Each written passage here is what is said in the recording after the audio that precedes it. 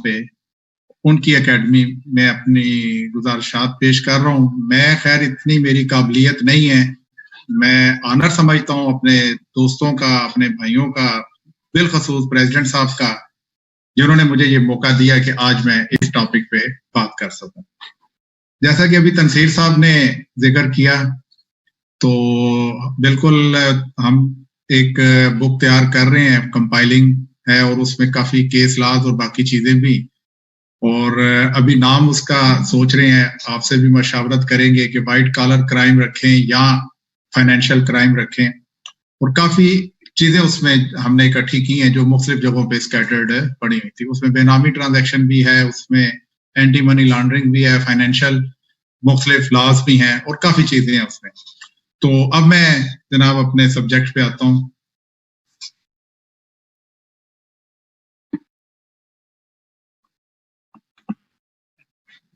सबसे पहले इसका हिस्ट्री जो एंटी मनी लॉन्ड्रिंग है इंतहाई मुख्तसर तरीके से बयान करता हूँ। उसमें पाकिस्तान में 2007 में बजरिया एक ordinance, anti money laundering ordinance मुतारफ कराया गया।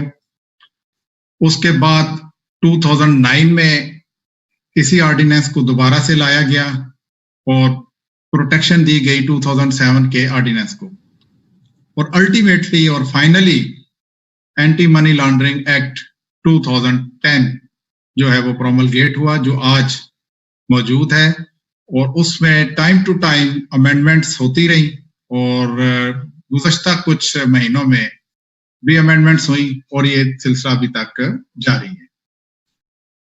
सबसे पहले तो ये देखते हैं कि मामला है क्या एंटी मनी लॉन्ड्रिंग एक्ट 2010, और ये क्यों है। मैं इसमें इंतहाई इख्तिसार के साथ ये गुजारिश करूंगा प्रेसिडेंट साहब और बाकी दोस्तों से और जो सुन रहे हैं। बेसिकली ये फैटफ और एंटी मनी लॉन्ड्रिंग और ये जितने सारी चीजें हैं, ये सिर्फ और सिर्फ फैटफ को सामने रखते हुए और फैटफ से ही एंटी मनी लॉन्ड्रिंग को सामने रखते हुए, ये जो डेवलपिंग कंट्रीज हैं उनको स्क्रू करने के लिए फैटफ है, और ये सारा कुछ है उन पे कंट्रोल करने के लिए। अगर हम एक चीज देखें कि फैटफ की ग्रे लिस्ट में पाकिस्तान जुलाई 2018 में आता है एंटी मनी लॉन्ड्रिंग के तहत, तो उस वक्त तो हमारी जो टेररिज्म का मामलात हैं वो तो काफी हद तक कंट्रोल और स्टेबल हो चुके थे।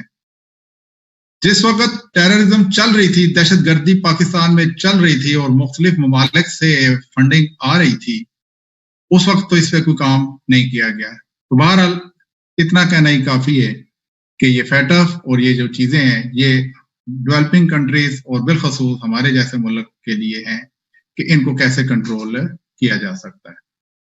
अब सब्जेक्ट पे आते हैं कि पूरे एंटी मनी लॉन्ड्रिंग में प्रॉपर्टी की बात होती है, तो सबसे पहले हम ये समझ लेते हैं कि प्रॉपर्टी से क्या मुराद है। In anti money laundering, property means any property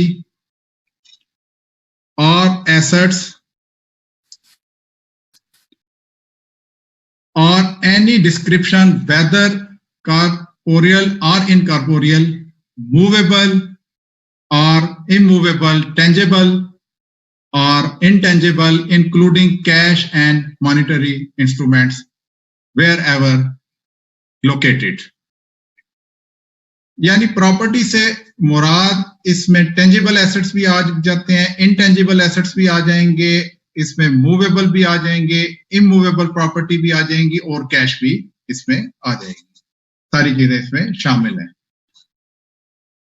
property involved in money laundering means कि प्रॉपर्टी जो मनी लॉन्ड्रिंग में इन्वॉल्व होती है उससे क्या मुराद है। Means proceed of crime, property derived or obtained directly or indirectly from the offense of money laundering, and property used or intended to be used in commission of the offense of money laundering as predicate offense or a foreign serious offense। पूरे का पूरा जो anti money laundering का act है वो predicate offence पे खड़ा है। सबसे पहले जो बेसिक चीजें हैं, जो समझने वाली चीजें हैं कि प्रेडिकेट जो ऑफेंस है वो एक शेड्यूल में डिफरेंट जो लॉज हैं उसमें वो बता दिए गए हैं, लेकिन वो किस तरह और किस तरीके से उन पे अमल दरामद होगा उसकी आगे कल के हम इसमें इंशाल्लाह डिटेल में प्रेडिकेट ऑफेंस पे बड़ी डिटेल में बात करेंगे। और असल इस पूरे एंटी मनी लॉन्ड्रिंग में जो चीज समझने वाली है वो प्रेडिकेट ऑफेंस ही है।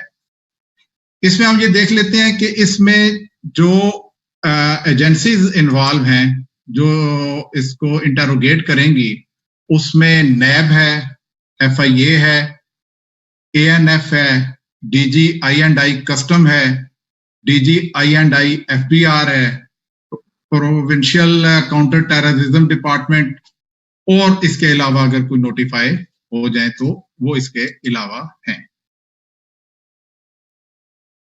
सेक्शन 3 डिफाइन करता है कि ऑफेंस ऑफ मनी लॉन्ड्रिंग है क्या, कि जो मनी लॉन्ड्रिंग का ऑफेंस है बेसिकली वो है क्या, वो सेक्शन 3 डिफाइन करता है।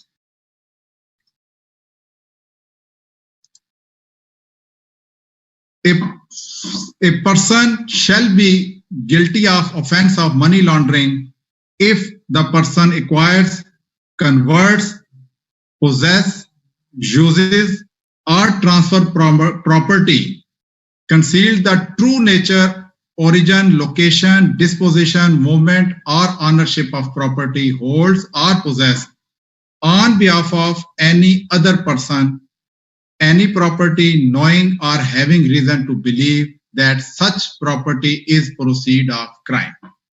Predicate offense और दूसरी जो इसमें बेसिक चीज है वो ये है कि इसमें प्रेडिकेट ऑफेंस में ये चीज साबित करनी होती है कि ये जो प्रॉपर्टी है ये प्रोसीड ऑफ क्राइम से है। ये बेसिक चीज इसमें साबित करने वाली इसमें है। अब definition of proceed of crime. Proceed of crime means any property derived or obtained directly or indirectly by any person from the commission of a predicate offense or a foreign serious offense. अब हम आ जाते हैं predicate offence पे। जैसे हमने पहले बात की कि प्रेडिकेट ऑफेंस इसमें इंतहाई अहमियत रखता है। अब predicate offence means an offence specified in schedule. इसी एंटी मनी लॉन्ड्रिंग में एक शेड्यूल दिया हुआ है जिसमें मुख्तलिफ लॉज के तहत मुख्तलिफ प्रेडिकेट ऑफेंसेस बताए गए हैं। फॉरेन सीरियस ऑफेंस पे बाद में आएंगे, पहले हम प्रेडिकेट ऑफेंस को देख लेते हैं। इसमें हमारी जो इस वक्त दोस्त सुन रहे हैं उनके हवाले से सबसे पहले मैं इनकम टैक्स ऑर्डिनेंस 2001 पे बात करूंगा। जिस वक्त एंटी मनी लॉन्ड्रिंग 2010 प्रोमलगेट हुआ तो उस वक्त इनकम टैक्स, सेल टैक्स और ये चीजें इसमें एज ए प्रेडिकेट ऑफेंस नहीं थी। ये चीजें बाद में डाली गई और इनकम टैक्स को भी प्रेडिकेट ऑफेंस, सेल्स टैक्स को भी, कस्टम को भी और फेडरल एक्साइज को भी प्रेडिकेट ऑफेंस में डाल दिया गया। अब इनकम टैक्स में जो एक थ्रेशोल्ड लिमिट रखी गई है वो ये है कि 10 मिलियन या उससे ज्यादा की जो अवेडेड अमाउंट होगी उसको आप प्रेडिकेट ऑफेंस में ट्राई कर सकते हैं। इसमें एक कंफ्यूजन पाई जाती है, मुख्तलिफ हमारी टैक्स अथॉरिटीज भी इस बात में कंफ्यूज हैं। टैक्स अथॉरिटीज से मुराद ये DCIR और ये I&I के जो लोग हैं वो इसकी प्लेन रीडिंग करते हुए ये समझते हैं कि ये इनकम टैक्स ऑर्डिनेंस 2001 में प्रेडिकेट ऑफेंस आ गया है और अगर 10 मिलियन या इससे ज्यादा की कोई टैक्स अविजन होगी तो वो हम उसको एंटी मनी लॉन्ड्रिंग मामला के तहत ट्राई कर सकते हैं और उस पे सारी वो प्रोसीडिंग हम उस पे कर सकते हैं। ऐसा नहीं है। इसमें जो बेसिक चीजें हैं जो कंफ्यूज हो रही हैं, मैंने रिसेंटली अभी मैं पेशावर स्पेशल जज कस्टम और एंटी स्मगलिंग, उनके पास चूंकि इसकी जुरिस्डिक्शन है, उधर एक केस देख रहा था कि पेशावर टैक्स डिपार्टमेंट I&I वालों ने ये केस बनाया। उसमें एक ही टैक्स पेयर है, उसकी बैंक स्टेटमेंट को उठाया उसकी बैंक स्टेटमेंट में जो अनएक्सप्लेन्ड क्रेडिट्स आ रहे थे उसको उन्होंने इनकम टैक्स ऑर्डिनेंस सेक्शन 111 के तहत कर दिया, और जो कैश ट्रांजैक्शन क्रेडिट्स आ रहे थे जो वो एक्सप्लेन नहीं कर सका उसको एंटी मनी लॉन्ड्रिंग में कर दिया। तो वहां पे बड़ी इंटरेस्टिंग आर्गुमेंट्स हुए कि आप किसी एक जगह रहेंगे, ऐसा नहीं है कि एक ही टैक्स पेयर को एक ही उसकी बैंक स्टेटमेंट या एक ही चीज को सामने रखते हुए आप उसको या एंटी मनी लॉन्ड्रिंग में भी ले जाएं और उसको इनकम टैक्स में भी ले जाएं। अब इसमें है क्या कि किस तरीके से इनकम टैक्स ऑर्डिनेंस जो है वो एंटी मनी लॉन्ड्रिंग में होगा। एग्जैक्टली बिल्कुल उसी तरह अगर कोई टैक्स पेयर उसके पास बैंक अकाउंट्स में कैश आती है और वो कैश एक्सप्लेन नहीं कर सकता तो वो एंटी मनी लॉन्ड्रिंग का केस बनेगा। मैं आपको इसमें एक एग्जांपल देता हूं। आजकल आप सब लोग ये फेस कर रहे होंगे, ये जो CNIC का इशू है कि आपने CNIC पे सेल्स अपनी डिक्लेयर करनी है under the sales tax law, तो लोग टैक्स पेयर कर क्या रहे हैं कि ABC का CNIC लिया और उसमें मिलियंस ऑफ रुपए की ट्रांजैक्शंस उसके नाम की डाल दी और अपने अकाउंट में उन्होंने कैश भी दिखा दी। अब जिस वक्त जिसका CNIC इस्तेमाल हुआ है उसका CNIC इस्तेमाल करके उन्होंने जब मिलियंस ऑफ रुपए की सेलें उसके नाम पे दिखाई हैं, तो इसमें अभी जो रिसेंटली शुगर मिल एसोसिएशन के डीलर्स हैं उस पे तो उन्होंने उनको बेनामी ट्रांजैक्शन में लेके गए, वो एक अलग बहस है। तो ये स्टेट में ये प्रीडिकेट ऑफेंस बनता है इनकम टैक्स में और एंटी मनी लॉन्ड्रिंग के तहत इसको ट्राई किया जा सकता है आपकी कैश ट्रांजैक्शंस को। इसमें इसी तरह पाकिस्तान पीनल कोड की मुख्तलिफ दफात हैं, मुख्तलिफ सेक्शंस हैं। इसका ये मतलब नहीं है कि पाकिस्तान पीनल कोड में हर जो अक्यूज्ड है वो एंटी मनी लॉन्ड्रिंग, वो जब तक उसमें प्रोसीड ऑफ क्राइम और proceed of crime under the Amla नहीं होगी तो उसको भी पाकिस्तान पीनल कोड के तहत ट्राई नहीं किया जा सकता। इसी तरह सेल्स टैक्स एक्ट 1990 में 2 सेक्शंस हैं जिनको प्रीडिकेट ऑफेंस में लिया गया है। वो सेक्शन 33 सब सेक्शन 1 है जो फोर्ज और फॉल्स डॉक्यूमेंट्स को डील करता है, और इसी तरह सेक्शन 33 सब सेक्शन 13 है जो टैक्स फ्रॉड को डील करता है।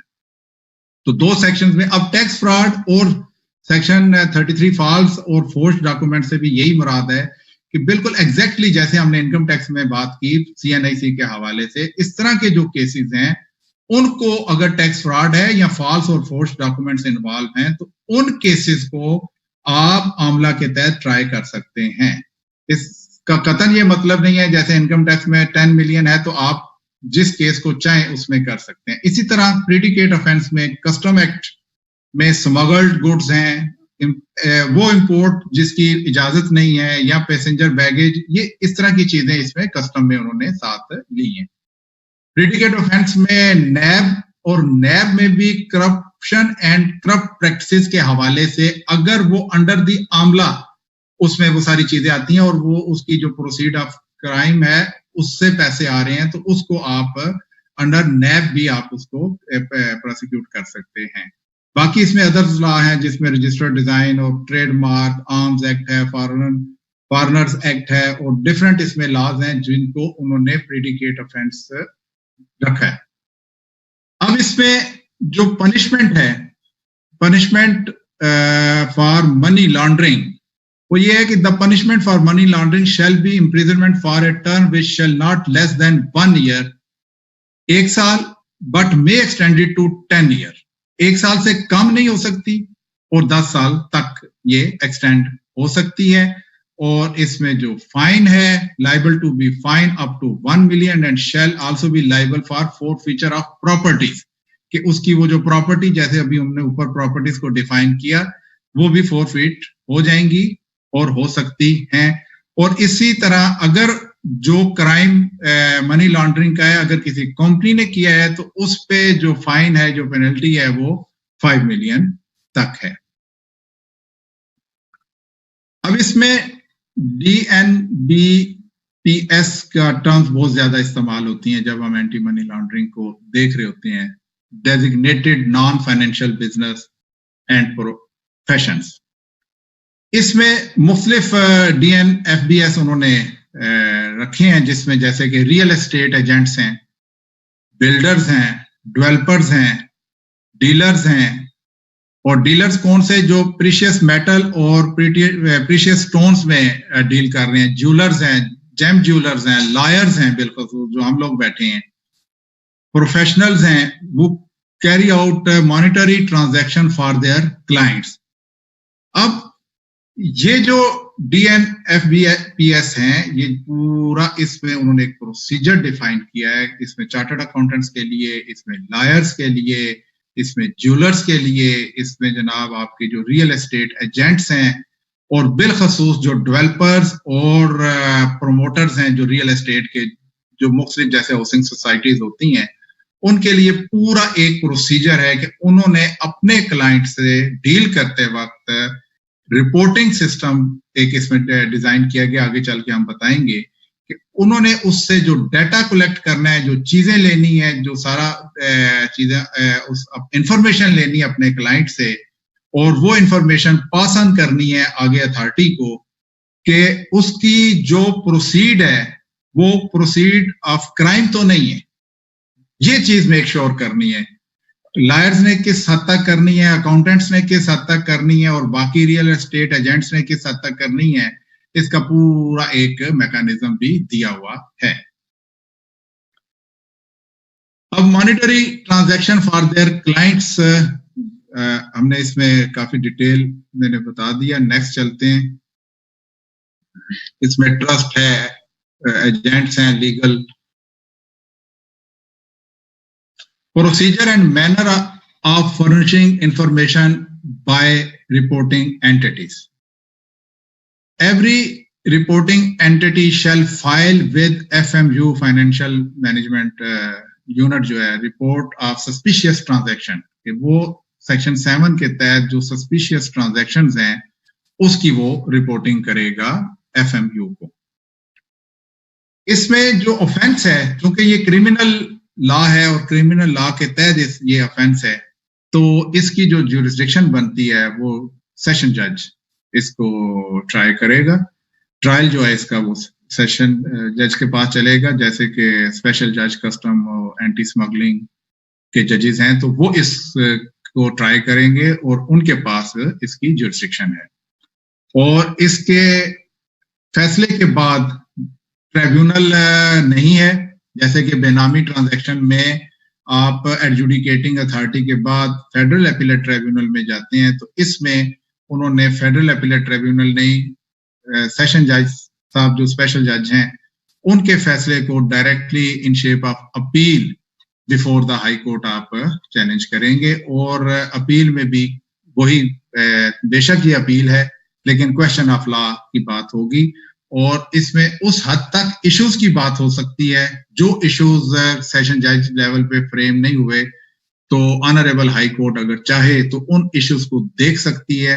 क्योंकि ये रेगुलर अपील है और फर्स्ट अपील है, तो इसलिए इसमें क्वेश्चन ऑफ लॉ के साथ साथ इश्यूज को भी देखा जा सकता है।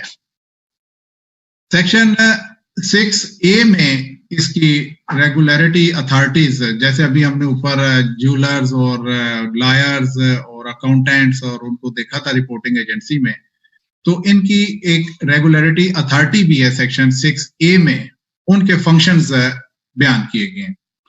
जो रेगुलरिटी अथॉरिटीज हैं वो स्टेट बैंक ऑफ पाकिस्तान है, SCCP है, FBR है, और FBR up to the extent of real estate agents, यानी ओवरऑल नहीं, jewellers, dealers in precious metal and stones, accountants who are not the member of ICAP या ICMAP के जो member नहीं है, तो उन अकाउंटेंट्स के हद तक भी FBR जो है वो रेगुलेटरी अथॉरिटी है। उसके अलावा जो ICMA और ICAP है वो भी रेगुलेटरी अथॉरिटी है, और इसी तरह पाकिस्तान बार काउंसिल जो है वो भी इसमें रेगुलेटरी अथॉरिटी है। रेगुलेटरी अथॉरिटी का काम क्या है, उसने करना क्या है? जैसे कि ICAP ने अपने मेंबर्स के लिए रेगुलेशंस बनाने हैं, ये उसका काम है, वो रेगुलेशन बनाएगी। इसमें ये इस वजह से कि कल को मुख्तलिफ प्रोफेशनल्स की तरफ से प्रॉब्लम्स ना आए, मतलब पाकिस्तान बार काउंसिल है उसकी तरफ से प्रॉब्लम ना आए, ICAP की तरफ से ना आए, ICMAP की तरफ से ना आए, तो ये जो अथॉरिटीज हैं, जो रेगुलेटरी अथॉरिटीज हैं, ये अपने मेंबर्स के लिए रेगुलेटरी अथॉरिटीज हैं और इनको वो रेगुलेट करेंगे। ICAP चार्टर्ड अकाउंटेंट को करेगा, ICMAP जो है वो कास्ट एंड मैनेजमेंट अकाउंटेंट को, और एडवोकेट्स को पाकिस्तान बार काउंसिल करेगी। अभी ICAP ने इस पे काफी काम किया और उनकी बेशुमार इसमें सर्कुलर वगैरह और काफी चीजें आ चुकी हैं। ICMAP ने भी कुछ किया है। पाकिस्तान बार काउंसिल ने भी खातर खा इस पे काम नहीं किया, क्योंकि उसमें जो रिपोर्टिंग एजेंसीज हैं और उसके हवाले से अभी थोड़ा देखा जा रहा है कि क्या लायर्स ये सारी चीजें कर सकते हैं कि नहीं कर सकते, सस्पिशियस ट्रांजैक्शन और ये और वो, ये सारी चीजें वो। तो पाकिस्तान बार काउंसिल ने अभी तक कोई डिटेल ऐसी चीज नहीं दी। इसमें मुख्तलिफ डेफिनेशंस हैं और एब्रीवेशन इस्तेमाल किए गए हैं उसमें, जैसे AIS, AML, CFT, CDD, इसको मैं आगे गुजार देता हूँ आपका टाइम ताकि बच जाए। हम आगे आते हैं। AML एंड कंबाइन, इसमें जो बैंक्स के हवाले से जो चीज है, बैंक्स पे काफी ज्यादा प्रेशर है। अगर हम ये कहें कि कोई ऐसा अदारा जिस पे सबसे ज्यादा AML का प्रेशर है तो वो बैंक्स है। आपने ये नोटिस किया होगा, सारे दोस्तों ने ये नोटिस किया होगा कि जो कैश इकानमी है वो इस आमला की जितनी सख्तियां बढ़ती जा रही हैं, वो कैश इकानमी भी उसी हिसाब से बढ़ती चली जा रही है। अपने एनवायरनमेंट को देखते हुए, अपने मुल्क के एनवायरनमेंट को देखते हुए, अपने मुल्क के टैक्स कल्चर को देखते हुए, अपने मुल्क के कॉर्पोरेट कल्चर को देखते हुए यकदम इतनी सख्तियां करने से मेरा नहीं ख्याल कि हम अपने मुल्क की कोई खिदमत कर रहे हैं। इसके बेशुमार और तरीके हैं कि हम किस तरीके से अपने आप को दुरुस्त कर सकते हैं। पहला स्टेप क्या होगा, दूसरा स्टेप क्या होगा। स्टेट वे आपने बैंकों को कह दिया कि जनाब अगर आप 5 मिलियन या इससे ज्यादा की ट्रांजैक्शन है और दूसरी सूरत में कैश में 2 मिलियन और उससे ज्यादा की ट्रांजैक्शन है तो आपने जनाब रिपोर्ट करनी है। और उसमें जो अगर कोई सस्पिशियस ट्रांजैक्शन है तो उसमें रिगार्डलेस ऑफ थ्रेशोल्ड, अभी आपने देखा होगा कि रिसेंटली बैंक्स पे काफी पेनल्टीज लगी, हैवी पेनल्टीज लगी। अब एक आदमी अगर कैश लेने बैंक में जाता है तो पहले उसका CNIC और फिर सारी चीजें और फिर पर्पस और ये और वो, और ये बड़ी डिटेल है।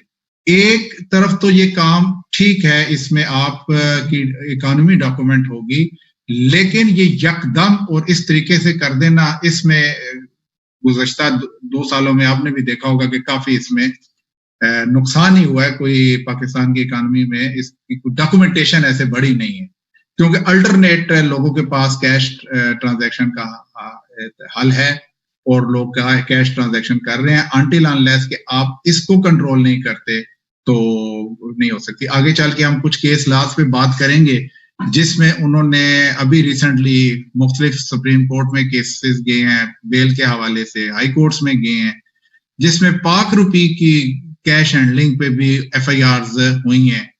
तो अगर कोई गाड़ी में कैश लेके जा रहा है और वो कैश ज्यादा है तो उसमें बेशुमार, आगे चल के हम इस पे बात करेंगे, तो उस पे भी FIRs होना शुरू हो गई। ये चीज एक तरफ देखी जाए तो ठीक है, लेकिन द वे जिस तरीके से इसको किया जा रहा है, मेरा ख्याल है कि वो तरीका दुरुस्त नहीं है। इसको और बेहतर तरीके से किया जा सकता है। इसमें काफी करने वाली चीजें हैं कि किस तरीके से इसको कंट्रोल किया जा सकता है। ये थ्रेशोल्ड की बात हमने कर ली बैंकों की। अगर रिमिटेंस इंस्ट्रूमेंट है और सस्पिशियस ट्रांजैक्शन है तो उसके कोई थ्रेशोल्ड नहीं है, वो उन्होंने रिपोर्ट करनी है। कैश ट्रांजैक्शन 5 मिलियन या उससे ज्यादा की है, उसकी उन्होंने रिपोर्टिंग करनी है।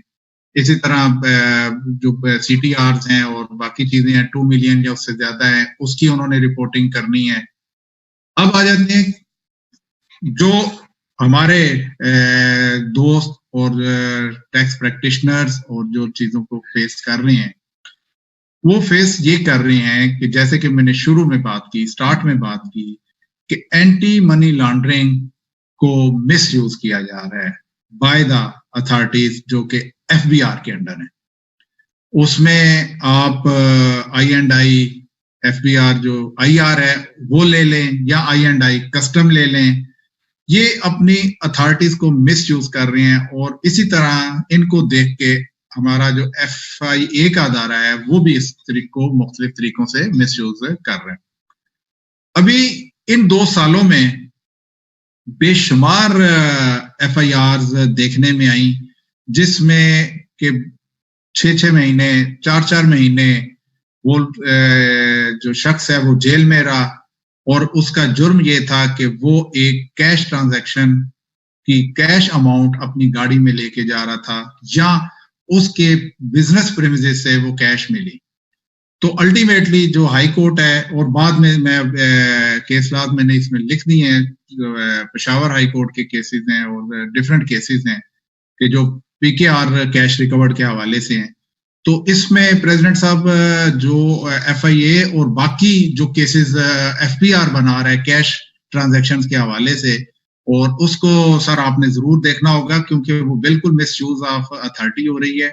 और कैश ट्रांजैक्शन, अगर आप इकोनॉमी को देखें कि हमारी अगर मैं एक घी मिल की मिसाल देता हूं, अगर उसकी 5 बिलियन 3 बिलियन की सेल है, तो नीचे का जो मैकेनिज्म है वो उसको ना अपना CNIC देने के लिए तैयार है, ना उसको वो अपना NTN नंबर देने के लिए तैयार है, ना उसको वो कोई डॉक्यूमेंट देने के लिए तैयार है। वो कहता है कि आपने मुझे सेल करनी है, मैंने आपको कैश देनी है।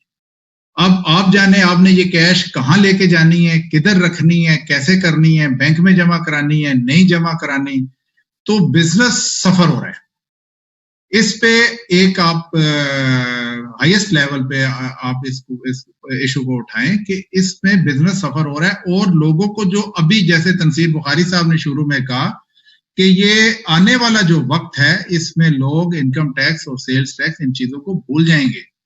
ये सारी की सारी अब जो FIRs हैं, ये सारी की सारी एंटी मनी लॉन्ड्रिंग के तहत हुआ करेंगी, अगर आपने अपनी कैश, जो कि काम शुरू हो चुका हुआ है। तो इसमें मैंने इसमें लिखे हैं, जो दोस्त नोट करना चाहते हैं, 2019 PCRLJ 1608, और इसी तरह 2015 1538 PCRLJ में ही पेशावर हाई कोर्ट की ये जजमेंट है।